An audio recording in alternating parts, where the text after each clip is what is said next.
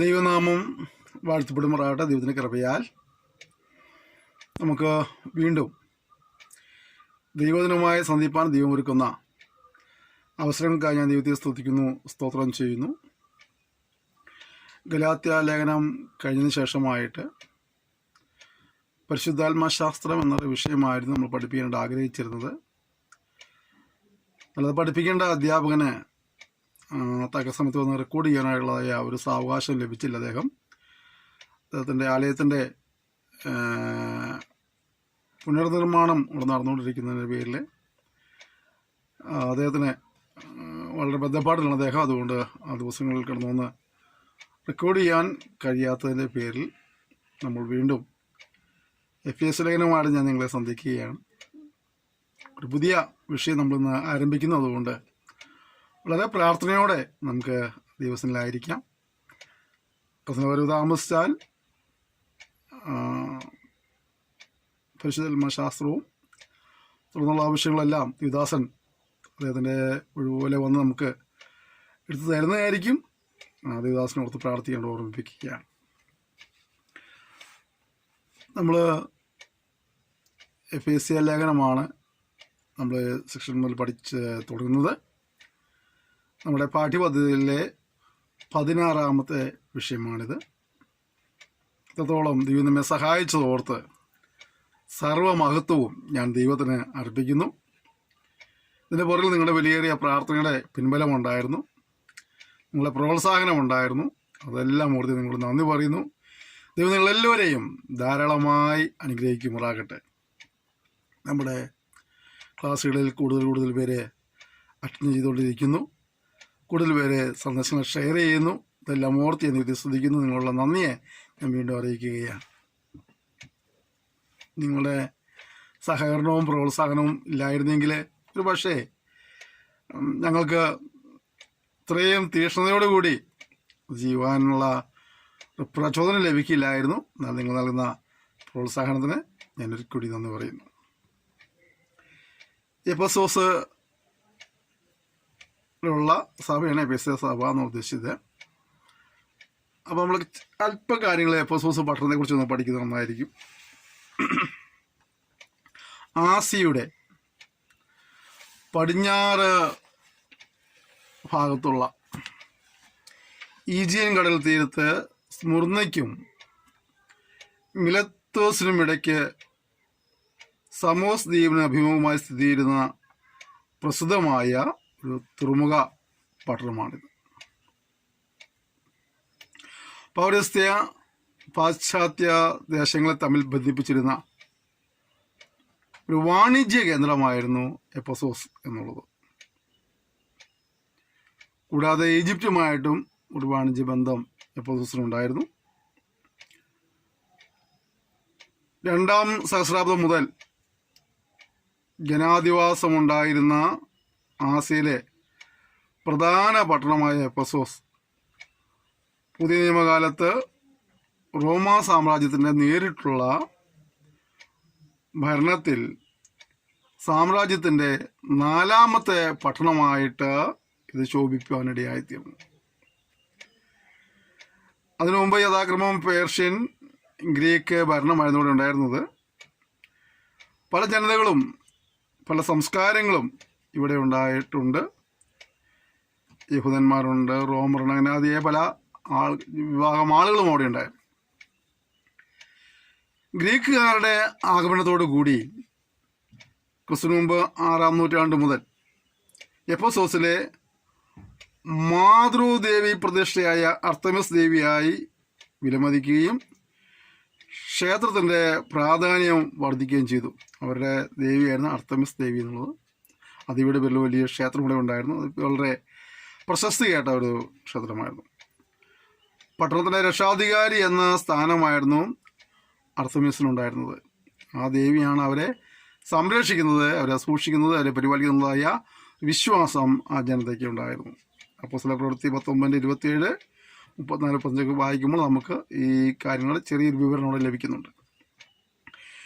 ഇവിടെ തടിച്ചുകൂടിയിരുന്ന നിരവധി ആരാധകർ വെള്ളിയിൽ നിർമ്മിച്ച അർത്തമിസ് ക്ഷേത്ര പ്രതിരൂപങ്ങൾ വാങ്ങിയിരുന്നതിനാൽ നിർമ്മാതാക്കൾക്ക് വലിയ ആദായമുണ്ടായിരുന്നു. 19:24 അപ്പോസ്തല പ്രവൃത്തി. അപ്പോൾ പൗലോസിന്റെ പ്രസംഗത്തിനെതിരെ ജനങ്ങളെ ഇളക്കി കലഹം സൃഷ്ടിച്ചു. അപ്പോൾ അവർക്ക് ലഭിച്ചുകൊണ്ടിരുന്നതായ ഒരു ആദായം നഷ്ടപ്പെടുന്നതായ ഒരു ഭീതി അവര് പൗലോസിനെതിരെ കലഹം ഉണ്ടാക്കുവാനായിട്ട് ജനങ്ങളെ ഇളക്കി വിടാനിടയായിത്തീർന്നു. രണ്ടാമത്തെ മിഷണറി യാത്രയിൽ പൗലോസ് എഫെസോസ് സന്ദർശിക്കുകയും അവിടെയുള്ള യഹൂദ പള്ളികളിൽ പ്രസംഗിക്കുകയും ചെയ്തു. അപ്പോസ്തല പ്രവൃത്തി 18-ാം അധ്യായം പഠിക്കുമ്പോൾ വിശേഷ 18 മുതൽ 23 വചനങ്ങൾ പഠിക്കുമ്പോൾ കാണാൻ കഴിയുന്നു. കൂടെ പ്രിസ്കില്ല ഉണ്ടായിരുന്നു, അക്വിലാസ് ഉണ്ടായിരുന്നു. അങ്ങനെ അപ്പൊല്ലോസും ഇവിടെ എത്തി യഹൂദരുമായിട്ട് അവിടെ സംവാദത്തിൽ ഏർപ്പെട്ട ചരിത്രം നമ്മൾ 18-ാം അധ്യായത്തിൻ്റെ 24 മുതൽ പഠിക്കുമ്പോൾ കാണാൻ കഴിയുന്നുണ്ട്. മൂന്നാമത്തെ മിഷണറി യാത്രയിൽ പൗലോസ് 2.5 വർഷത്തോളം അവിടെ ചെലവഴിച്ചു. വിവരങ്ങളൊക്കെ നമുക്ക് അപ്പോസ്തല പ്രവൃത്തി 19-ന്റെ 8 മുതൽ 20 വരെ പഠിക്കുമ്പോൾ കാണാൻ കഴിയുന്നുണ്ട്. സഭ വളർന്നു, അത് വികസിച്ചു. എഫെസോസിലെ മൂപ്പന്മാരെ മിലത്തോസിൽ കൂട്ടിവരുത്തി സംഭാഷണത്തിൽ ഏർപ്പെട്ട രംഗം വളരെ ഹൃദയസ്പർശകമാണ്. അത് നമുക്ക് അപ്പോസ്തല പ്രവൃത്തി 20-ന്റെ 17 മുതൽ പഠിക്കുമ്പോൾ കാണാൻ കഴിയുന്നുണ്ട്. യോഹന്നാൻ അപ്പോസ്തലനും തിമോഥെയോസും എഫെസോസ് സന്ദർശിക്കുകയും സഭയുമായി ബന്ധം പുലർത്തുകയും ചെയ്തു പോന്നു. വെളിപ്പാട് 2:1 മുതലും 1 തിമോഥെയോസ് 1:3 വെളിപ്പാട് ഗ്രന്ഥകർത്താവ് ആദ്യം സംബോധന ചെയ്യുന്നത് എഫെസോസ് സഭയോടാണ്. അവരെക്കുറിച്ച് അദ്ദേഹത്തിന് ഒട്ടേറെ സംതൃപ്തി ഉണ്ടായിരുന്നു ആ കാലഘട്ടങ്ങളിൽ. 2:1 മുതൽ 7 വരെ കാണാൻ കഴിയും. ക്രിസ്തു വർഷം 433 ക്രിസ്തുവിജ്ഞാനിയും സംബന്ധിച്ച് തീരുമാനമെടുക്കുന്നതിന് സഭാപ്രതിനിധികൾ ഇവിടെ സമ്മേളിച്ചു. ഈ പഠനത്തിലെ മറ്റൊരു പ്രത്യേകത ഏകദേശം 25,000-ഓളം പേർക്ക് ഇരിക്കാവുന്ന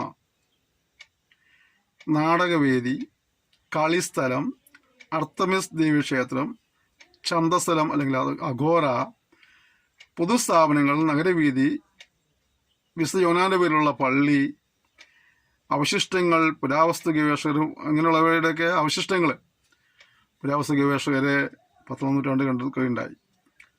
ക്രിസ്തു വർഷവും 1-2 നൂറ്റാണ്ടുകൾ എഫെസോസിന്റെ പ്രതാപകാലമായിരുന്നു.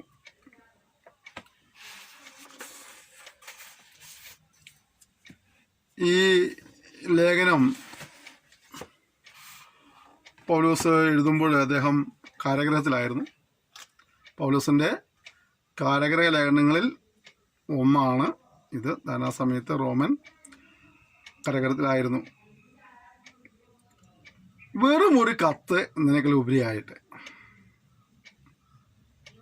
ദൈവശാസ്ത്ര പ്രതിപാദ്യമായ വിഷയങ്ങളായിരുന്നു ഉണ്ടായിരുന്നത്. 3:1-4 വായിക്കുമ്പോൾ നമുക്കറിയാൻ കഴിയും. മറ്റ് ലേഖനങ്ങളിൽ നിന്നും അഥവാ പൗലോസിൻ്റെ മറ്റ് ലേഖനങ്ങളിൽ നിന്നും ഏകദേശം 80ഓളം പദങ്ങൾ ഈ ലേഖനത്തിൽ പുതുതായിട്ട് അല്ലെങ്കിൽ ചില പ്രത്യേക പുതിയ വിഷയങ്ങളായിട്ട് ആശയങ്ങളായിട്ട് ഒക്കെ അദ്ദേഹം ഇതിൽ ഉപയോഗിച്ചിട്ടുണ്ട്. ഇങ്ങനെ മറ്റ് ലേഖനങ്ങളിൽ കാണാത്ത ചില പദങ്ങൾ ഈ ലേഖനത്തിൽ കാണുന്നതുകൊണ്ട് ഇത് പൗലോസ് അല്ല എഴുതിയതെന്ന് ചിന്തിക്കുന്ന അല്ലെങ്കിൽ വാദിക്കുന്ന ആളുകളും ഉണ്ട്. അതിലും പഠിക്കുമ്പോൾ എഫേസ് ലേഖനവും കൊലോസ് ലേഖനവും തമ്മിൽ വളരെ സാമ്യം പല തലങ്ങളിലും കാണാൻ കഴിയുന്നുണ്ട്. അതിൻ്റെ ആമുഖവും ഉപസംഹാരവും തമ്മിലുള്ള സാമ്യം കാണാൻ കഴിയും. എഫേസിലെ 1:1 കൊലോസിലെ 1:1 പഠിച്ചാൽ ആമുഖങ്ങൾ തമ്മിലുള്ള സാമ്യം കാണാൻ കഴിയും. എഫേസിലെ 6:21-22 കൊലോസിലെ 4:7-8 പഠിച്ചാൽ അതിൻ്റെ ഉപസംഹാരങ്ങൾ തമ്മിലുള്ളതായ ഒരു ബന്ധം കാണാൻ കഴിയുന്നുണ്ട്. അതുപോലെ ചില പദസാമ്യങ്ങൾ ഇതിനകത്ത് കാണാൻ കഴിയുന്നുണ്ട്. സഭയുടെ തല ക്രിസ്തു, എഫേസ്യർ 1:22, 4:15, 16, 5:23. അതേസമയം കൊലോസിൽ നിന്നുമാണ് എന്താണ് സഭയാം ക്രിസ്തുവൻ തലയുടെ ശരീരമാണ് സഭ. കൊലോസിൽ 1:16, 2:19 കാണാൻ കഴിയുന്നുണ്ട്. അതുപോലെ ദൈവത്തിൻ്റെ സമ്പൂർണത എന്നൊരു പദം കാണാൻ കഴിയും. എഫേസ്യർ 1:10, 23, 3:19, 4:13. ഇതേ പദം തന്നെ കൊലോസ്യർ 1:19 2:9 കാണാൻ കഴിയുന്നുണ്ട്. പിന്നെ മർമ്മം എന്ന പദം എഫേസ്യർ 1:9, 3:3, 4, 9, 5:32, 6:19. അതുപോലെ തന്നെ കൊലോസ്യർ 1:26, 27, 4:3 മർമ്മം എന്ന ഒരു പദം കാണാൻ കഴിയുന്നുണ്ട്. നിരപ്പ് എഫേസ്യർ 2:16, കൊലോസ്യർ 1:20, 22. ക്രിസ്തുവിനോട് കൂടി ജീവിക്കുന്ന ഒരവസ്ഥയെക്കുറിച്ച് വിവരിക്കുന്ന എഫേസ്യർ 2:4-7 വരെയും കൊലോസ്യർ 2:12-13 വരെ പഠിക്കുമ്പോൾ കാണാൻ മനസ്സിലാക്കാൻ കഴിയുന്നുണ്ട്. ക്രിസ്തുവിന് ഉയർപ്പിൻ പങ്കാളികളാകാം. അതായത് നമുക്കറിയാം മറ്റു ലേഖനങ്ങളൊക്കെ കർത്താവ് വരുമ്പോൾ അവനോട് നാം ഉയർത്തെഴുന്നേൽക്കപ്പെടും എന്നുള്ളതായ ഒരു ഭാവികാല പ്രത്യാശയെക്കുറിച്ച് മറ്റു ലേഖനങ്ങളിൽ ഊന്നി പറയുമ്പോൾ എഫേസ്യ ലേഖനത്തിൽ നാം ക്രിസ്തുവിനോടുകൂടെ ഉയർത്തെഴുന്നേറ്റ് സ്വർഗ്ഗത്തിൽ ഇരുത്തപ്പെട്ടിരിക്കുന്നു എന്നുള്ളതായ ഒരാശയമാണ് എഫേസ്യ ലേഖനത്തിൽ ലഭിക്കാനിടയായിത്തീർന്നത്. ഈ സഭയുടെ സ്ഥാപകൻ പൗലോസായിരുന്നു. അപ്പോസ്തലപ്രവൃത്തി 12:19, 20, 19:3-10 വരെ പഠിക്കുമ്പോൾ തൻ്റെ മിഷണറി യാത്രയും തൻ്റെ അവിടുത്തെ സന്ദർശനമൊക്കെ നമുക്ക് അവിടെ കാണാൻ കഴിയുന്നുണ്ട്. അപ്പോൾ തന്നെ മനസ്സിലാക്കേണ്ട മറ്റൊരു കാര്യം, ഇത് ഈ ലേഖനം എഴുതുമ്പോൾ എഫേസോസിലുള്ള ദൈവസഭയെ മാത്രം ഉദ്ദേശിച്ചുകൊണ്ടല്ല, ഒരു പൊതുലേഖനമായിട്ട് മറ്റുള്ള സഭകളെയും കൂടെ ഉദ്ദേശിച്ചാണ് ലേഖനം എഴുതുന്ന വേദപണ്ഡിതന്മാർ അവകാശപ്പെടുന്നുണ്ട്. പ്രധാനമായും ഇതിന് 2 ഭാഗമാണുള്ളത്. ഒന്ന് യഹൂദരിൽ നിന്നും യവനന്മാരിൽ നിന്നും രക്ഷിക്കപ്പെട്ടു വന്നതായ ഒരു ഗണത്തിൻ്റെ പൊതുവായ കൂട്ടം അഥവാ സഭ എന്ന് കാണാൻ കഴിയുന്നുണ്ട്. രണ്ടാമത്തെ ഭാഗമായി കാണാൻ കഴിയുന്നത് സഭയ്ക്കുള്ള ഉപദേശങ്ങളാണ്. ദൈവത്തിൻ്റെ മഹത്തായ പദ്ധതിയെ വെളിപ്പെടുത്തുന്നതായ കാര്യങ്ങളുണ്ട്. എല്ലാം ദൈവത്തിൻ്റെ മുൻനിർണയത്താൽ സംഭവിക്കുന്ന കാര്യങ്ങളാണെന്ന് വെളിപ്പെടുത്തുന്ന കാര്യങ്ങൾ അവിടെ കാണാൻ കഴിയുന്നുണ്ട്. ദൈവജനം വെളിച്ചത്തിൻ്റെ മക്കളാകിയാൽ വെളിച്ചത്തിൽ ജീവിക്കണം, അങ്ങനെ വെളിച്ചത്തിൻ്റെ മക്കളായി ജീവിക്കണം എന്ന് കാണാൻ കഴിയുന്നുണ്ട്. സഭ ക്രിസ്തു തലയുടെ ശരീരമാണെന്ന് നമുക്ക് കാണാൻ കഴിയുന്നു. വിശ്വാസിയും ക്രിസ്തുവും വിശ്വാസിയും തമ്മിലുള്ള ബന്ധം വെളിപ്പെടുത്തുന്ന ഭാഗങ്ങൾ കാണാൻ കഴിയുന്നുണ്ട്. പരസ്പര സ്നേഹവും കരുതലും ദൈവജനം തമ്മിൽ ഉണ്ടാകണം എന്നുള്ള കാര്യങ്ങൾ പഠിപ്പിക്കുന്നു. ഇപ്പം ഞാൻ നേരത്തെ സൂചിപ്പിച്ചു, ഇത് പൗലോസിൻ്റെ ഒരു ലേഖനം എന്ന് പറയുമ്പോൾ തന്നെ തടവറയിൽ കിടക്കുമ്പോൾ എഴുതിയ ലേഖനം പറയേണ്ടതായി തീർന്നു. താൻ തടവറയിൽ കിടക്കുമ്പോൾ എഴുതിയതായ മറ്റു ലേഖനങ്ങളുണ്ട്. ഫിലിപ്പി ലേഖനം, ഫിലോമോൻ ഒക്കെ, കൊലോസ് ലേഖനമൊക്കെ കരകര ലേഖനങ്ങളിൽ പെടുന്നതായ ലേഖനങ്ങളാണ്. ഇവിടെ മർമ്മം എന്ന ഒരു പദം ഈ ലേഖനത്തിൽ നമ്മൾ പലപ്പോഴും കാണാൻ കഴിയും. അത് മുൻപ് വെളിപ്പെട്ടിട്ടില്ലാത്ത ഒരത്ഭുത സത്യം ഇപ്പോൾ അറിയാനായിട്ട് ഇടവെച്ചതാണ്. മർമ്മം എന്നാൽ മുമ്പ് വെളിപ്പെട്ടിട്ടുണ്ടായിരുന്നില്ല, എന്നാൽ ഇപ്പോൾ അത് അറിയാനായിട്ടൊരു അവസരം ലഭിക്കുകയാണ്. ആ മർമ്മത്തിൽ ഒരുപാട് പദങ്ങളുണ്ട്. 1-ാം അധ്യായത്തിൽ കാണുന്നത് ദൈവഹിതത്തിൻ്റെ മർമ്മം. 1-9, 10, 11, 13, 22, 23 ദൈവഹിതത്തിൻ്റെ മർമ്മം അതിനെപ്പറ്റിയുള്ള വിവരം കാണാൻ കഴിയുന്നുണ്ട്. 2-ാം അധ്യായത്തിൽ ദൈവകൃപയാൽ രക്ഷിക്കപ്പെട്ടു, അല്ലെങ്കിൽ നിരപ്പ് പ്രാപിച്ചു, പുതുമനുഷ്യനായി തീർന്നു, വിശുദ്ധ മന്ദിരമായി തീർന്നുള്ള കാര്യങ്ങൾ കാണാൻ കഴിയുന്നുണ്ട്. 3-ാം അധ്യായത്തിൽ പ്രധാനപ്പെട്ട മർമ്മം ക്രിസ്തുവാണ്. 3-6 കാണാൻ കഴിയുന്നു. പ്രധാനപ്പെട്ട മർമ്മം ക്രിസ്തുവാണ്. 4-ാം അധ്യായത്തിൽ ശരീരത്തിൻ്റെ ഐക്യത, അതിൻ്റെ വളർച്ച, ദൈവത്തിൻ്റെ പരിപാലനം എന്ന് കാണാൻ കഴിയുന്നുണ്ട്. 4-1-16 പഠിക്കുമ്പോൾ. 5-ാം അധ്യായത്തിൽ ക്രിസ്തുവും സഭയും തമ്മിലുള്ള ബന്ധമാണ്. 5-32 അത് ഭാര്യ ഭർത്തൃ ബന്ധം പോലുള്ളതായ ബന്ധം ചൂണ്ടിക്കാണിക്കുകയാണ്. 6-ാം അധ്യായത്തിൽ സുവിശേഷത്തിൻ്റെ മാർഗം കാണാൻ കഴിയുന്നുണ്ട്. അതുപോലെ സർവായുധവർഗത്തിൻ്റെ കാണാൻ കഴിയുന്നുണ്ട്. സ്നേഹത്തെക്കുറിച്ചവിടെ പറയുന്നുണ്ട്. ഇതിൻ്റെ ഉള്ളടക്കം നമ്മൾ പഠിക്കുകയാണെങ്കിൽ ഞാൻ നേരത്തെ സൂചിപ്പിച്ചതുപോലെ 2 പ്രധാനപ്പെട്ട ഭാഗമായി തിരിച്ചിരിക്കുകയാണ്. 1-ാം അധ്യായത്തിൻ്റെ 1 മുതൽ 3-ാം അധ്യായത്തിൻ്റെ അവസാന വാക്യം വരെ വിശ്വാസിയുടെ സ്ഥാനം എന്ന നിലയിൽ വേർതിരിച്ചിരിക്കുന്നു. അതിന് ഒന്നുകൂടി ചകഞ്ഞ് പഠിക്കുകയാണെങ്കിൽ 1-ാം അധ്യായത്തിൻ്റെ 1-2 വാക്യങ്ങൾ വന്ദനമാണ്. 1-ാം അധ്യായത്തിൻ്റെ 3 മുതൽ 4 വരെയുള്ള വാക്യങ്ങൾ കൃപയുടെ അനുഗ്രഹങ്ങളും നന്ദികരട്ടിലുമാണ്. 1-5 മുതൽ 23 വരെ വിശുദ്ധന്മാർക്ക് പൗലോസിൻ്റെ സ്തോത്രവും അവർക്കുള്ള ദിവസങ്ങളിൽ നന്ദികരറ്റിയുള്ള സ്തോത്രവും അവർക്കുള്ള പ്രാർത്ഥനയും കാണാൻ കഴിയുന്നു. 2-1 മുതൽ 10 വരെ ജാതികളുടെയും യഹൂദന്മാരുടെയും രക്ഷയായ ദൈവശക്തി കാണാൻ കഴിയുന്നു. 2-11 മുതൽ 22 വരെ വിശ്വസിക്കുന്ന യഹൂദന്മാരും ജാതികളും ക്രിസ്തുവിൽ ഒന്നായി ചേരുന്നുള്ള സന്ദേശം കാണാൻ കഴിയുന്നു. 3-1 മുതൽ 13 വരെ മർമ്മത്തെക്കുറിച്ചുള്ള വിവരണങ്ങളാണ്. 3:14 മുതൽ 19 വരെ വിശുദ്ധർക്ക് വേണ്ടിയുള്ള പ്രാർത്ഥനയാണ്. 3:20 മുതൽ 21 വരെ പൗലോസിൻ്റെ ദൈവത്തിലുള്ള നന്ദിയേറ്റുന്നതായ ഭാഗം കാണാൻ കഴിയുന്നുണ്ട്. 4:1 മുതൽ 6 അവസാനത്തെ വാക്യം വരെ വിശ്വാസിയുടെ ദൈവിക പരിശീലനമാണ്. ഒരു വിശ്വാസി അപ്രകാരമായിരിക്കണമെന്ന കാര്യങ്ങൾ പഠിപ്പിക്കുകയാണ്. 4:1 മുതൽ 6 വരെ ക്രിസ്തീയ കൂട്ടായ്മയിൽ ഐക്യത്തിനായുള്ള അപേക്ഷ. 4:7 മുതൽ 16 വരെ സഭയിലെ അംഗങ്ങളുടെ പ്രവർത്തനങ്ങൾ. 4:17 മുതൽ 5:21 വരെ സദാചാരത്തിനായുള്ള ആഹ്വാനം. 5:22 മുതൽ 6:9 വരെ വ്യക്തിപരമായ ഭക്തിക്കുള്ള ആഹ്വാനം. 6:10 മുതൽ 22 വരെ ദൈവത്തിൻ്റെ സർവ്വായുധവർഗങ്ങൾ. 6:21 മുതൽ 24 വരെ ആശംസ. AD 64 റോമിൽ വെച്ചത് എഴുതി. നമ്മുടെ വേദോസിലെ 49ാമത്തെ പുസ്തകമാണ്. 6 അധ്യായങ്ങളുണ്ട്, 155 വാക്യങ്ങളുണ്ട്, ഒരു ചോദ്യമുണ്ട്. ചരിത്രപരമായ 146 വാക്യങ്ങളുണ്ട്. നിവൃത്തിയായ ഒരു പ്രവചനവാക്യം, നിവൃത്തിയാകാത്ത 8 പ്രവചനവാക്യം ഇതിനകത്തുണ്ട് എന്ന് അതുകൊണ്ട് അവകാശപ്പെടുന്നു. ഇതിൽ നമുക്ക് ചെയ്ത ഒരുപാട് കാര്യങ്ങളെക്കുറിച്ചുള്ള ഒരു വിവരങ്ങൾ കാണാൻ കഴിയുന്നുണ്ട്. ദൈവം നമുക്ക് വേണ്ടി ചെയ്ത കാര്യങ്ങൾ, ഒന്നാം തീയതിയിൽ തന്നെ ദൈവം നമ്മെ അനുഗ്രഹിച്ചു. 1:3 നമ്മെ തെരഞ്ഞെടുത്തു, മുൻനിയമിച്ചു, ദത്തെടുത്തു, വീണ്ടെടുത്തു, അവകാശം തന്നു, മുദ്രയിട്ടു. അങ്ങനെ ദൈവം നമുക്ക് വേണ്ടി ചെയ്ത ഒരുപാട് കാര്യങ്ങളുടെ വിവരണമാണ് നമുക്ക് എപ്പിസോഡിൽ പഠിക്കാൻ കഴിയുന്നത്. അതുപോലെ ക്രിസ്തുവിൽ അല്ലെങ്കിൽ ഇൽ എന്ന പദത്തോട് ചേർത്ത് ഉള്ള ചില പദങ്ങൾ കാര്യങ്ങളൊക്കെ കാണുന്നത്. ഇൽ എന്ന പദത്തോട് ചേർത്ത് ക്രിസ്തുവിൽ, ക്രിസ്തുയേശുവിൽ.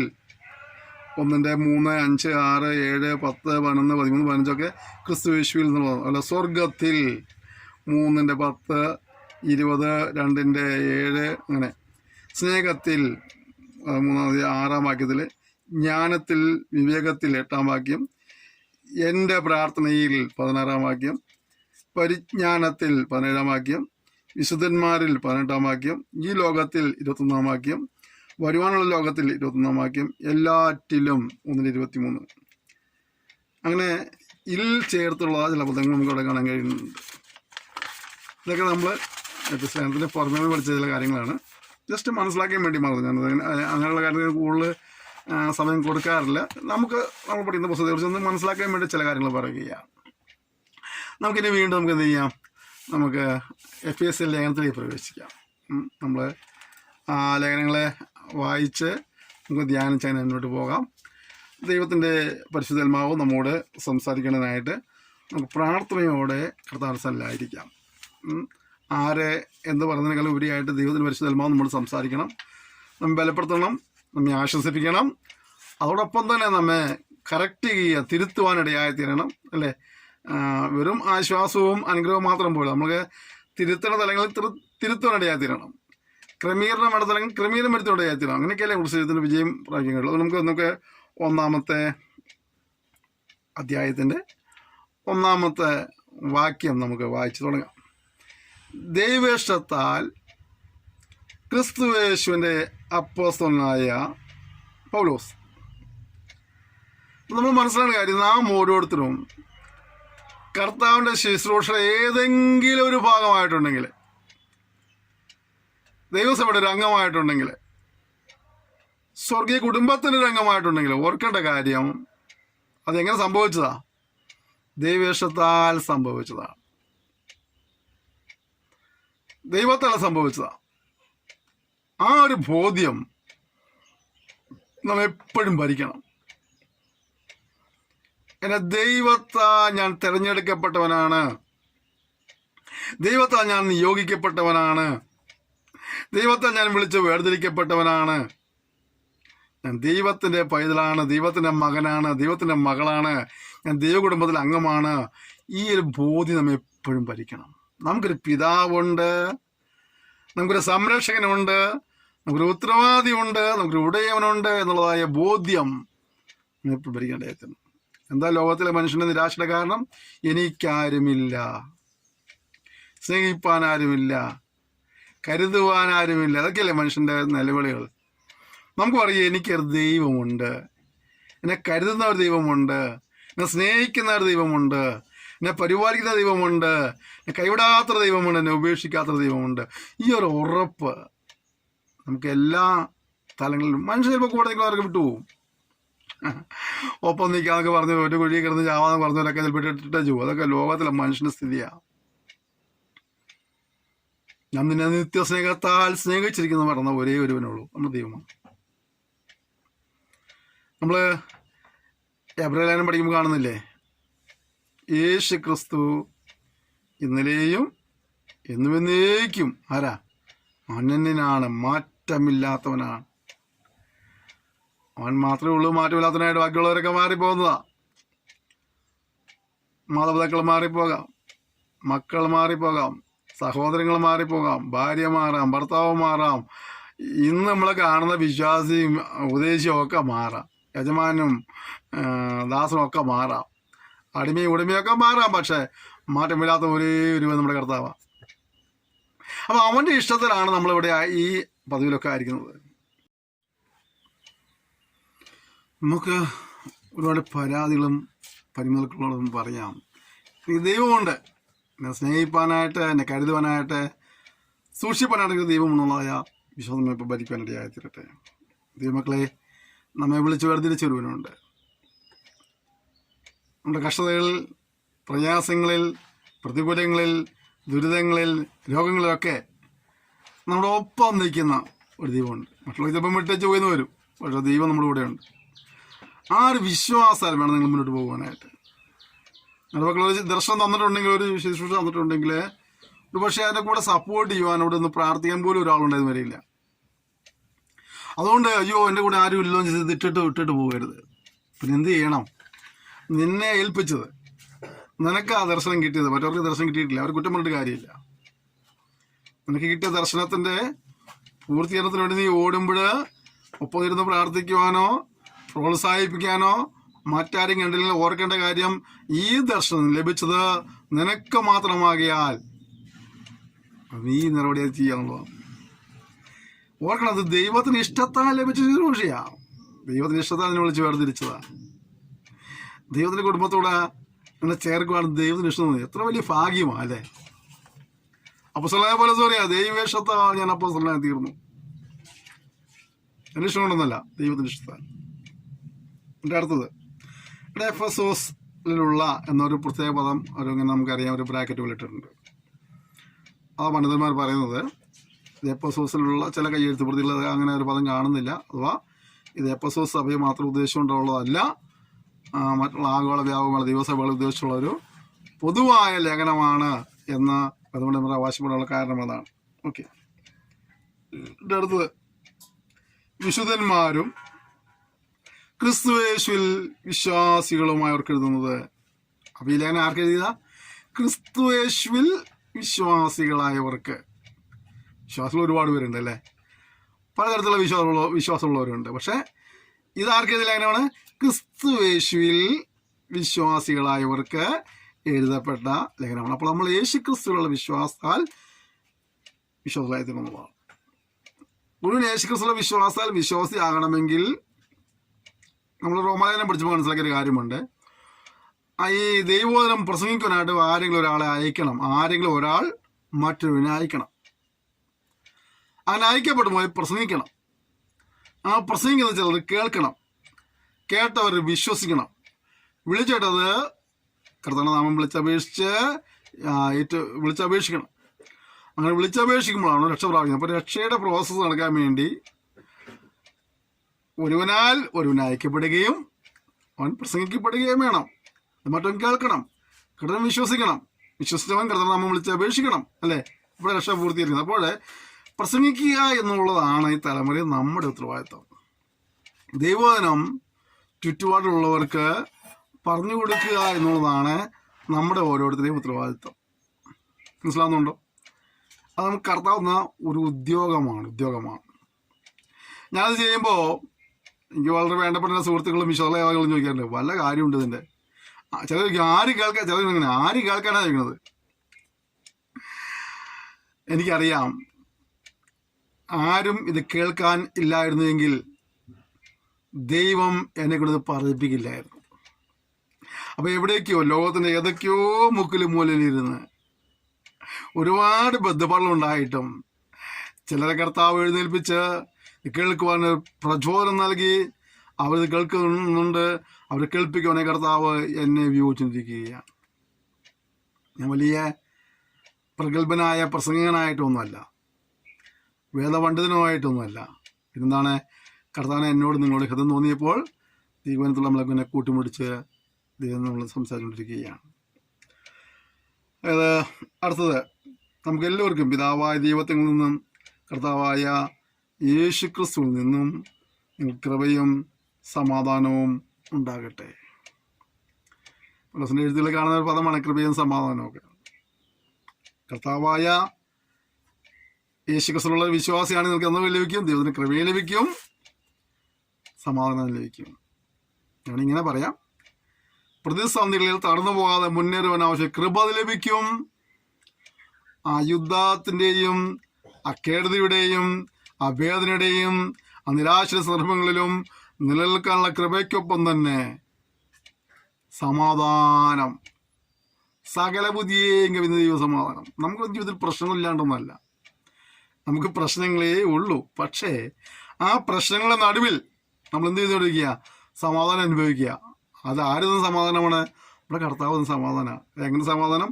സകല ബുദ്ധിയേയും കവിഞ്ഞ സമാധാനം. കർത്താവ് പറഞ്ഞില്ലേ, ഞാനൊരു സമാധാനം നിങ്ങൾക്ക് തന്നു വെച്ച് പോകുന്ന ലോകം തരുന്ന പോലെയല്ല. എത്ര ശ്രേഷ്ഠമായ വാഗ്ദാനമാണ് അല്ലേ? എൻ്റെ സമാധാനം. ഇവിടെ മനുഷ്യർക്ക് സമാധാനം ഇല്ല, പക്ഷേ ഇവിടെ കർത്താവ് പറയാ, എൻ്റെ സമാധാനം ഞാൻ നിങ്ങൾക്ക് തന്നു വെച്ച് പോവുക. കുഞ്ഞുങ്ങളെ നിങ്ങൾക്ക് ആവശ്യത്തോളം അനുഭവിച്ചോളാനാണ് പറഞ്ഞത്. പ്രിയപ്പെട്ടവരെ, അവൻ്റെ സമാധാനവും സന്തോഷം ലഭിച്ചതുകൊണ്ടാണ് നമ്മളിന്ന് ഭൂമിയുടെ വരപ്പിലുള്ളത്. ചിന്തിച്ചു നോക്കിയേ, എത്രയോ പ്രാവശ്യം മരിക്കുവാൻ ആഗ്രഹിച്ച നമ്മളൊക്കെ. ഇന്നത്തെ അനുഭവത്തിൽ നീ മണ്ണോട് മണ്ണിയുള്ള കാലഘട്ടം കഴിഞ്ഞില്ലേ? ചിന്തിക്കുകയും പരിശ്രമിക്കുകയും ചെയ്തിട്ട് പരാജയപ്പെട്ടു വരുന്നത് കേൾക്കുന്നില്ലേ? ജീവിതാവസാനം ആഗ്രഹിച്ചിട്ട് കുഞ്ഞാ, നിന്റെ തോൽവിയല്ല പരാജയം. എന്താ അറിയാമോ? നിന്നെ കുറിച്ച് ദൈവത്തിൻ്റെ പദ്ധതിയുള്ളതിൻ്റെ പേരിൽ ദൈവത്തിനെ നശിപ്പിച്ചു കളയാതിരുന്നതാണ്.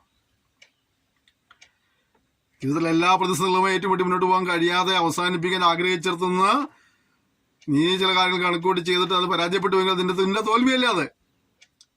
ദൈവത്തിനെ കുറിച്ച് ദൈവത്തിൻ്റെ ഒരു പദ്ധതിയുള്ളതിൻ്റെ പേരിൽ ദൈവം നിനക്ക് ജീവൻ തന്നിരിക്കുക, ആയുസ് തന്നിരിക്കുക.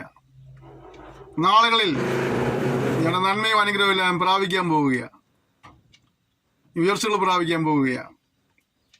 അത് കൃപ തരുന്നു, സമാധാനം തരുന്നു. അടുത്ത വാക്യം, 3-ാം വാക്യം, സ്വർഗത്തിലെ സകല ആത്മീയ അനുഗ്രഹത്താലും ക്രിസ്തുവിൽ അനുഗ്രഹിച്ചിരിക്കുക. ഏതനുഗ്രഹത്താലാണ്? സ്വർഗത്തിലെ സകല അനുഗ്രഹത്താലും. ഒരു അനുഗ്രഹമല്ല, ആത്മീയ അനുഗ്രഹം. ഇവിടെ മനുഷ്യൻ അനുഗ്രഹം എന്ന് പറയുന്നതൊക്കെ ഈ ഭൗമികമായ വല്ല കാര്യങ്ങൾ, നല്ല വീട്, നല്ല കാറ്, നല്ല ജോലി, നല്ല സമ്പാദ്യം, നല്ല വിദ്യാഭ്യാസം, അതൊക്കെ ചിലപ്പോൾ അനുഗ്രഹങ്ങളായി എണ്ണിക്കൂട്ടുന്നവരുണ്ടാകാം. ദൈവത്തിൽ ലഭിച്ച് അനുഭവിക്കുന്നതിന് കുഴപ്പമൊന്നുമില്ല.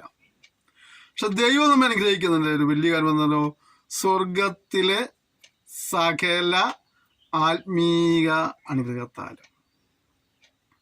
അപ്പം ആത്മീയ വർധനയ്ക്ക് വേണ്ടി ആത്മാർത്ഥമായി ആഗ്രഹിക്കുന്ന പ്രാർത്ഥിക്കുന്ന ആരെങ്കിലും ഉണ്ടെങ്കിൽ, ഇന്നിപ്പോൾ അനേക മനുഷ്യരും ഭൗമിക അനുഗ്രഹത്തിന് വേണ്ടി പ്രാർത്ഥിക്കുന്നവരാ, അധികം പേരും ഭൗമിക ഉയർച്ചയ്ക്ക് വേണ്ടി പ്രാർത്ഥിക്കുന്നവരാ. എന്നാൽ ആത്മീയ അനുഗ്രഹങ്ങൾക്ക് വേണ്ടി, ആത്മീയമായ വളർച്ചയ്ക്ക് വേണ്ടി, ഒരാത്മീയ ദർശനത്തിന് വേണ്ടി, ഒരാത്മീയ കാഴ്ചപ്പാടിന് വേണ്ടി, ഒരാത്മീയ ലക്ഷ്യത്തോടു കൂടി ചില കാര്യങ്ങൾ ചെയ്തെടുക്കുവാനായിട്ട് ആഗ്രഹിക്കുന്നവരൊക്കെ ഉണ്ടെങ്കിൽ നിനക്ക് വിശ്വസിക്കാനൊക്കെ കാര്യം, നിനക്ക് നിന്റെ ദൈവം ചെയ്യുന്നറിയാവോ? സകല ആത്മീയ അനുഗ്രഹത്താലും അനുഗ്രഹിപ്പാനിടയായിരുന്നു. സ്വർഗത്തിലെ സകല ആത്മീയ അനുഗ്രഹത്താലും. അപ്പോൾ വിശ്വസിക്കുവാനും പ്രാർത്ഥിക്കാനും നമുക്ക് പ്രചോദനമാകട്ടെ. എത്ര പേര് ആഗ്രഹിക്കുന്നുണ്ട് ഈ സെക്ഷൻ പഠിക്കുമ്പോൾ? കർത്താവിൻ്റെ ഇന്നലത്തെ ജീവിതത്തെക്കാൾ ഒരു പടി എനിക്ക് ആത്മീയമായിട്ടൊന്ന് ഉയരണം. ഭൗമികമായിട്ടല്ല. 10 ചുരിദാർ കയ്യിലിരിക്കുന്നുണ്ട്, കർത്താവ് 2 ചുരിദാറുകൾ കിട്ടിയാൽ കൊള്ളാം എന്നുള്ളതല്ല. 10 ഷർട്ട് ഇരിക്കുന്നുണ്ട്, കർത്താവ് 2 ഷർട്ട് കിട്ടിയാൽ കൊള്ളാം. ഒരു 2 വീലർ ഉണ്ട്, അല്ലെങ്കിൽ കുറച്ച് CC കൂടിയ ടൂ വീലർ വേണം, അല്ലെങ്കിൽ 5 പേർക്ക് ഇരിക്കാത്ത ഒരു കാർ ഇപ്പോൾ ഉണ്ട്, അത് 7 സീറ്റ് അങ്ങനെ ഒരു കാർ ആവണം. അങ്ങനെയുള്ള ഒരു വർധന വേണ്ടി പ്രാർത്ഥിക്കുന്നതല്ല. 2-3 ബെഡ്റൂമോ ഒരു ചെറിയ വീടൊക്കെ ഒരു നിലയൊക്കെ ഉണ്ട്. ഇപ്പോൾ ഞാൻ 2 നില ആകാൻ വേണ്ടി പ്രാർത്ഥന, അതൊന്നും അല്ലാണ്ട് ആത്മീയമായിട്ട് ഈ കുറച്ചുകൊണ്ടൊന്നും വളരണം. കർത്താവിന് വേണ്ടി ഇന്നലെ വരെ പ്രയോജനപ്പെട്ടതിനേക്കാൾ ഒരു പടിയുടെ കൂടുതൽ എനിക്ക് നാളുകളിൽ പ്രയോജനപ്പെടണമെന്ന് ആഗ്രഹിക്കുന്നവരുണ്ട്. ഞാൻ ഒരു കാര്യം പറയാം, നിങ്ങൾ പ്രയോജനപ്പെടുമെന്ന് ആഗ്രഹിക്കുക നല്ല കാര്യമാണ്. അവൻ പറയുന്നത് അനുസരിച്ച് വില കൊടുക്കുവാൻ മനസ്സുള്ളവനും മാത്രമാണ് ഏതെങ്കിലും നിലകളിൽ എന്തെങ്കിലും പ്രാപിക്കാൻ കഴിയുള്ളൂ. ആത്മീയമായ പ്രയോജനപ്പെടുന്ന താല്പര്യം നല്ല കാര്യമാണ്, ശുശ്രൂഷ വളരുവാൻ നല്ല കാര്യമാണ്, പ്രാർത്ഥന വളരുവാൻ നല്ല കാര്യമാണ്.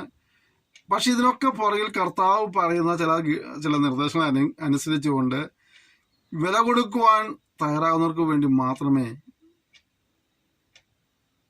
ആ നിലകളിൽ പ്രയോജനം ലഭിക്കുകയുള്ളൂ. പലപ്പോഴും മനുഷ്യൻ വില കൊടുക്കാൻ വളരെ തയ്യാറാവുക, നമ്മുടെ സമയം ഇതിനോട് വിട്ടുകൊടുക്കാൻ കഴിയാത്തുണ്ടോ? നമുക്ക് നമ്മുടെ താലന്തുകൾ കടത്താൻ വേണ്ടി വിട്ടുകൊടുക്കാൻ കഴിയുന്നുണ്ടോ? നമ്മുടെ സമ്പത്ത്, നമ്മുടെ ആയുസ്, നമ്മുടെ ആരോഗ്യമൊക്കെ നമുക്ക് ദൈവത്തിന് വേണ്ടി വിട്ടുകൊടുക്കാൻ കഴിയുന്നുണ്ടോ? എന്നേലൊക്കെ പ്രയോജനപ്പെടണമെങ്കിൽ ഇതൊക്കെ നമുക്കിവിടെ റിസർവ് ചെയ്യാതെ അതെല്ലാം കൈയാഴ്ച വിട്ടു കൊടുക്കണം. നമ്മുടെ സമയം ചിലപ്പോൾ നമുക്ക് കടത്താൻ വേണ്ടി ചിലവഴിക്കേണ്ടി വന്നേക്കാം. നമ്മുടെ താലന്തുകൾ, നമുക്കറിയാം ലോകപരമായിട്ട് സ്റ്റേജിൽ കയറി പാട്ട് പാടിക്കൊണ്ട് നടന്ന ഒരുപാട് പേർ രക്ഷിക്കപ്പെട്ട് സ്നാനപ്പെട്ട് കർത്താവിന് വേണ്ടി പാടുന്നവരുണ്ട്. ലോകപരമായിട്ട് പാടുമ്പോൾ ഒരു സ്റ്റേജിൽ കയറി പാടിയാൽ ഒരു വർഷം വേണമെങ്കിൽ നല്ലൊരു വലിയൊരു തുക അവർക്ക് ലഭ്യമാകുമായിരുന്നു. അവരെ കർത്താവിന് വേണ്ടി പാടാൻ തുടങ്ങിയപ്പോൾ നമ്മുടെ ആൾക്കാരല്ലേ, ഒരു പാവപ്പെട്ട രക്ഷിക്കപ്പെട്ട് വന്നവന് അല്പം താഴ്ന്ന് കിടന്നവൻ പാടാൻ കയറി കഴിഞ്ഞാൽ അവനെ പോകുന്ന നേരത്ത് വണ്ടിക്കുൾ വീണ് കൊടുത്തുവിടാതിരിക്കുന്ന മിടുക്കന്മാരാണ് നമ്മുടെ കൂടുതലെ പല മിടുക്കർ. നമ്മൾ ദൈവത്തിലാണ് വിശ്വാസം വന്നവനാണ്, അവനോട് താഴ്ന്ന ദൈവതാമസം ചെലവഴിക്കുന്നപ്പോൾ ആ കൂടെ അവന് പ്രോത്സാഹനമായിട്ട് തന്നെ കൊടുക്കാമെന്നല്ല, അവൻ വിശ്വാസിയായി പോയതിൻ്റെ പേരിൽ. അതല്ലേ ലൈറ്റ് ആൻഡ് സൗണ്ട് നടത്തുന്ന ആളുകളാണെങ്കിലും വിശ്വാസങ്ങളാണെങ്കിൽ നമ്മൾ കാശ് കൊടുക്കാൻ പഠിക്കുമല്ലോ. പാട്ട് സംഗീത ഗ്രൂപ്പിനെ കൊണ്ടുവന്നാൽ അതിന് ഗതികേട് അല്ലേ. അങ്ങനെ വിളിച്ച് കൊണ്ടുവന്ന് കെട്ടും പ്രമാണത്തിലെടുത്ത് വന്ന് അവിടെ വന്ന് പാട്ടും പാടി കഴിഞ്ഞ് പോകുന്ന നേരത്ത് ബ്രദറെ ഉദ്ദേശിച്ച സ്വത്രാശ കിട്ടിയില്ല, ഉദ്ദേശിച്ച പിരിവ് വന്നില്ല, നമുക്ക് അടുത്ത പ്രാവശ്യം കാണാൻ ബ്രദറെ, ഇപ്പം ഇത് ഇരിക്കട്ടെ എന്നിട്ട് ഈ വന്ന 4-5 പിള്ളേരുണ്ട്, അവർ വന്നിട്ടുണ്ടായിരിക്കുക. കൊട്ടുന്നവരെ, പാടുന്നവരെ, കീബോർഡിസ്റ്റ്, മറ്റേ വാദ്യം, അവരൊക്കെ ഉണ്ട്. അവർക്ക് എല്ലാവർക്കും ഓരോ വടികളെടുത്ത് വിടണ്ടേ. പലപ്പോഴും പല ടീമുകാർക്കും അതുപോലും കിട്ടാറില്ല. കാരണം എന്താ, അവർ രക്ഷിക്കപ്പെട്ടതിൻ്റെ പേരിൽ നമ്മളവരുടെ വേദന വെട്ടിക്കുറയ്ക്കുക. ഞാൻ പറഞ്ഞത് കർത്താവിന് വേണ്ടി താഴ്ന്നുള്ള വ്യാപാരം ചെയ്യുന്ന ദേവദാസിദാസന്മാരെ നിങ്ങളുടെ ദൈവം നിശ്ചയമായിട്ട് അനുഗ്രഹിക്കാൻ ഇടയായതിലും ഈ തരത്തിലുള്ള അനുഭവങ്ങൾക്ക് ഒരുപാട് പേർക്ക് പല സ്ഥലത്ത് പറ്റിയിട്ടുണ്ടെന്ന് എനിക്കറിയാം. നിരാശപ്പെട്ടു പോകേണ്ടത് ആവശ്യമൊന്നുമില്ല. ദൈവം നമുക്ക് കടക്കാരനല്ല. നമ്മുടെ സമയങ്ങൾ നാം ദൈവത്തിനോട് ചിലവഴിച്ചിട്ടുണ്ടെങ്കിൽ, നമ്മുടെ താലന്ത് നാം ദൈവത്തിനോട് ചിലവഴിച്ചിട്ടുണ്ടെങ്കിൽ, നാം സുവിശേഷം അറിയിച്ചിട്ടുണ്ടെങ്കിൽ നിശ്ചയമായി നമ്മുടെ ദൈവം കടക്കാരനൊന്നല്ല, നിശ്ചയമായും അനുഗ്രഹിക്കാൻ ഇടയായിത്തീരും. അതുകൊണ്ട് നമുക്ക് ലഭിക്കുന്നതായ സമയങ്ങൾ ദൈവ നാമമഹത്വത്തിന് വേണ്ടി, ദൈവരാജ്യ വ്യാപ്തിക്കായി നിലകൊള്ളുവാനായിട്ട് നിന്ന് സമർപ്പിച്ച് നമുക്ക് ദൈവത്തോട് ഒരുമിച്ച് പ്രാർത്ഥിക്കാം. പുതിയ പാഠത്തിൻ്റെ പ്രാരംഭ സെക്ഷനിലായിരിക്കുമ്പോൾ തന്നെ ഉള്ളിനുള്ളിൽ തായാലും കർത്താവ് എനിക്ക് നിനക്ക് വേണ്ടി പ്രയോജനപ്പെടുവാനായിട്ട് നിന്നെ ഉപയോഗിക്കണമേ. മൂർച്ചയേറിയ ആയുധമായിട്ട് കർത്താവിനെ ഉപയോഗിക്കണമെന്ന് ദൈവത്തോട് പ്രാർത്ഥിക്കാം. നിലത്തേക്കാൾ അധികമായി ഇന്ന് പ്രാർത്ഥിക്കുവാൻ, നിലത്തെ അധികമായി ഇന്ന് പ്രസംഗിക്കുവാൻ, വചനം പഠിപ്പിക്കുവാൻ, പാടുവാൻ, സുവിശേഷം പറയുവാൻ, കർത്താവിന് വേണ്ടി വല്ലവിധേനയും പ്രയോജനപ്പെടുവാനായിട്ട് ഒരു മനസ്സുണ്ടാവണം. നമുക്ക് ഇതൊന്നും ഈസിയല്ല മക്കളെ, നിങ്ങൾ ചിന്തിക്കുന്നത് ഈസിയൊന്നുമല്ല. നമ്മുടെ ഒരുപാട് കാര്യങ്ങൾ നമ്മൾ വേണ്ടെന്ന് വെച്ചെങ്കിൽ മാത്രമാണ് ദൈവം നമ്മുടെ പക്കൽ ഏൽപ്പിച്ച ശുശ്രൂഷയെ നിലപടി നിർത്തിയാൻ കഴിയുള്ളൂ. നിങ്ങൾക്കറിയാം, ഈ പാഠ്യപദ്ധതി തുടങ്ങുന്ന സമയത്ത് എല്ലാ വിഷയവും ഞാൻ എടുക്കാൻ വേണ്ടി അല്ല അത് തുടങ്ങിയത്. 6 മാസത്തിൽ ഒരു വിഷയമാണ് എനിക്ക് അന്നൊരു അനുഭവം ഉണ്ടായിരുന്നത്. 6 മാസത്തിൽ ഒരു വിഷയം.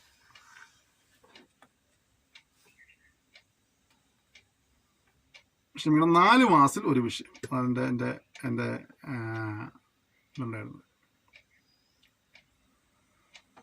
അവിടുന്ന് ഈ 16 വിഷയത്തിൽ എനിക്ക് തോന്നുന്നു 15 വിഷയവും ഞാൻ തന്നെ എടുത്തതെന്ന് തോന്നണേ. ഏറ്റവും ദേവദാസന്മാർക്ക് അവരുടെ ബന്ധപ്പാടുകൾ കൊണ്ട് അവർക്കൊന്നും സമയത്ത് റെക്കോർഡ് ചെയ്യാൻ പറ്റാത്തതിൻ്റെ പേരിൽ ഇത് തുടങ്ങി വെച്ച ക്ലാസ്സിൽ മുടങ്ങാതിരിക്കാൻ വേണ്ടി ഞാൻ നിർബന്ധിതനാകുകയായിരുന്നു. എൻ്റെ സമയങ്ങൾ ഒരുപാട് റെക്കോർഡിങ്ങിന്, എഡിറ്റിങ്ങിന്, അപ്ലോഡിങ്ങിനൊക്കെ ചിലവഴിക്കാനായിട്ട് നിർബന്ധിതനായി. പക്ഷെ കർത്താവ് ദർശനമായതുകൊണ്ട് എൻ്റെ കൃപ ഇന്ന് വരെ കൂടി ഇരുന്നതുകൊണ്ട് എനിക്ക് തോന്നുന്നു 200-ലധികം ദിവസങ്ങളായിപ്പോൾ നമ്മൾ ഈ ക്ലാസ് തുടങ്ങിയിട്ട് 200-ലധികം ദിവസങ്ങളായി. ദൈവത്തിൻ്റെ കൃപയ്ക്കായി ഞാൻ ദൈവത്തെ സ്തുതിക്കുകയാണ്. ഇത്രത്തോളം ദിവസം മുടങ്ങാതെ കാര്യം നടക്കാൻ കർത്താവ് സഹായിച്ചില്ലേ. അപ്പോൾ ദൈവത്തിന് വേണ്ടി നമ്മൾ വിലകൊടുക്കാൻ ദൈവം നമ്മൾ അനുഗ്രഹിക്കും, നിശ്ചയമായിട്ട് അനുഗ്രഹിക്കും. അതുകൊണ്ട് കർത്താവ് ഈ തലമുറയിൽ അങ്ങനെ ഒരു താമസിച്ചാൽ എനിക്ക് വേണ്ടി പ്രചരിപ്പിക്കുവാൻ എന്നെ ഉപയോഗിക്കണമേ എന്ന് ആത്മാർത്ഥം ആഗ്രഹിക്കുന്നത് നമ്മൾ ചേർന്ന് പ്രാർത്ഥിക്കും. സ്വർഗീയ പിതാവേ തന്ന സെക്ഷനായി സ്തോത്രം ചെയ്യുന്നു. ഒരു പുതിയ വിഷയം തുടങ്ങുവാൻ കർത്താവ് സഹായിച്ചല്ലോ. ഞങ്ങൾ പഠിക്കുന്നതോട് കൂടി ഞങ്ങൾ കർത്താവിൻ്റെ ജീവിതത്തിൽ ഏറിയ അനുഗ്രഹങ്ങൾക്ക് ഉടമകളെ തരുവാൻ, സർവോപരി തിരുനാമ മഹത്വത്തിന് വേണ്ടി തിരുരാജ്യവ്യാപ്തിക്കായി നിലകൊള്ളുവാൻ നമ്മൾ സഹായിക്കുമ്പോഴാണെന്ന് പ്രാർത്ഥിക്കുന്നു. ഈ പഠിതാക്കളെ നീ ഉപയോഗിക്കണമേ കർത്താവ്. ഈ തലമുറയിൽ നിങ്ങൾക്കുള്ളാവുന്ന നല്ല മൂർച്ചയേറിയ ആയുധങ്ങളാണ് നീ ഇവരെ ഉപയോഗിക്കുമാറാകണമേ. ഇവർ മുഖാന്തരം അനേക വൻമരങ്ങളെ വിട്ടുവീഴ്ത്തുവാൻ കർത്താവ് സഹായിക്കുമാറാകണമേ എന്ന് പ്രാർത്ഥിക്കുന്നു. കർത്താവ് ചെലവഴിക്കുന്ന ഓരോ നിമിഷങ്ങൾക്കും ധാരാളമായ കർത്താവർക്ക് പ്രതിഫലം കൊടുക്കുമാറാകണമേ എന്ന് പ്രാർത്ഥിക്കുന്നു. ചില രോഗികളെ കർത്താവ് സൗഖ്യമാക്കണമേ. ദുഃഖിതരെ നീ ആശ്വസിപ്പിക്കുമാറാകണമേ. നിരാശ ജീവിതം കർത്താവ് പ്രത്യാശ നൽകിയവരെ സമൂഹത്തിൻ്റെ ജീവിതത്തിൻ്റെയും മുഖ്യധാര കൊണ്ടുവരുമാറാകണമേ എന്ന് പ്രാർത്ഥിക്കുന്നു. ഏതെങ്കിലും നിലകളിലൊക്കെ സമാധാനം നഷ്ടപ്പെട്ട ജീവിതങ്ങളുണ്ടെങ്കിൽ കർത്താവ് നിങ്ങൾക്ക് സമാധാനം സന്തോഷം നൽകണമേ കർത്താവേ. എൻ്റെ സമാധാനം നിങ്ങൾക്ക് തന്നേച്ചു എന്ന് പറഞ്ഞ കർത്താവേ, എനിക്ക് സമാധാനത്താൽ നിറയ്ക്കുമാറാകണമേ. പ്രതിസന്ധിയിൽ നിൽക്കുവാൻ കൃപ നൽകണമെന്ന് പ്രാർത്ഥിക്കുന്നു കർത്താവേ. ഞാൻ ചെയ്ത വലിയ കൃപയ്ക്കായി സ്തോത്രം. പിതാവിൻ്റെയും പുത്രൻ്റെയും പരിശുദ്ധാത്മാവിൻ്റെ നാമത്തിൽ ഈ പഠിതാക്കളെ അനുഗ്രഹിച്ച് പ്രാർത്ഥിക്കുന്നു. അനുഗ്രഹിച്ചുമാക്കുമാറാകണം. ആത്മീയമായി, ഭൗമികമായി, ശാരീരികമായി, മാനസികമായിട്ട് എല്ലാവരും അഭിവൃദ്ധി പ്രാപിപ്പം കർത്താവ് അധികമായി സഹായിക്കണമേ. തിരുനാമത്തെ മാത്രപ്പെടുത്തിയാട്ടെ. പ്രാർത്ഥന സ്തോത്രം യേശുവിൻ്റെ നാമത്തിൽ തന്നെ. ആമേൻ. ക്ഷമയോടെ സന്ദർശിച്ച നന്ദി പറയുന്നു. ഒരു താമസം അടുത്ത സെക്ഷനിൽ വീണ്ടും കാണാം. അതുവരെയും കർത്താവിൻ്റെ വിസ്താരം ചെറിയ നമ്മൾ സൂക്ഷിക്കാണ്. പരസ്പരം ഓർത്ത് പ്രാർത്ഥിക്കാം. എല്ലാ സഹകരണത്തിനും എല്ലാ പ്രോത്സാഹനത്തിനും നന്ദി പറയുന്നു. നിങ്ങളെല്ലാവരെയും ധാരാളം അനുഗ്രഹിക്കട്ടെ. Thank you. May God bless you.